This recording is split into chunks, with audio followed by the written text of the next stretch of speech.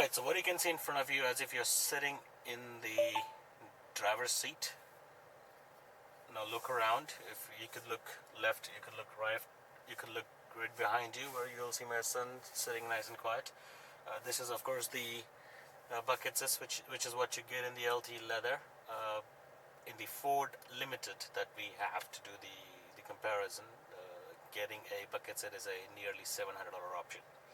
But to give you a brief idea about how this car feels on the inside when you're sitting inside the Ford, just to give you a side-by-side comparison. If you look to the right, you'll be able to see me. If you look to the left, you'll see your window. So this gives you a little idea of as if you're sitting on the driver's seat.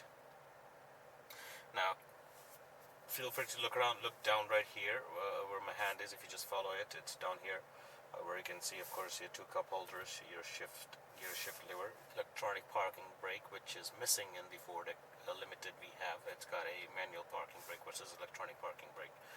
Do have lane keep assist. It's a Premier, but we don't have that option in the LTE leather. But what is a la carte option even in the LTE leather with the 18-inch screen is your nice beautiful 18-inch screen versus what we have on the Ford. We do, however, also have the feature where the screen will lift itself up. If you notice down here, you'll of course have a USB port. Ford overall gives you one up front, and in the rear about 3 or 4 USB ports, and then right here we have one, below we have 2 more, and then we have 2 more here, and we have 2 more at the third row, so that total gives you about 7 USB ports, which is missing in the Ford Explorer.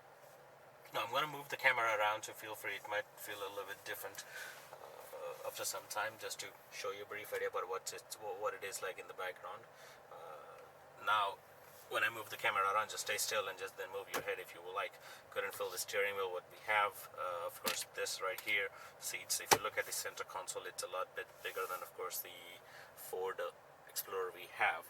Now coming down to the rear side, if you see, you have a lot of room in the second row and back again in the third row. So if you look up, of course, you have the panoramic sunroof, a lot more room, 2 bucket seats, and even the third row, which is a lot more room than the Ford Explorer. Now I'm gonna pause this video for a second and go up to the back side. Now if you look at the back, of course, we have our third row seats. No power folding. Ford does have that power folding, but feel the room right here and see how the seats fold on. You do that and you let them go all the way down. Same thing down here, which is what is different in the Ford. Of course, the seat's all the way back, so you won't be able to do that here. This is the, of course, the second. If you just look down, you'll see a lot more room. This is where is your underneath storage and also your spare tire. This is, of course, my son's booster seat, just to show you how you can access the third row from here, which is a lot different than Ford. This is a lot more easier.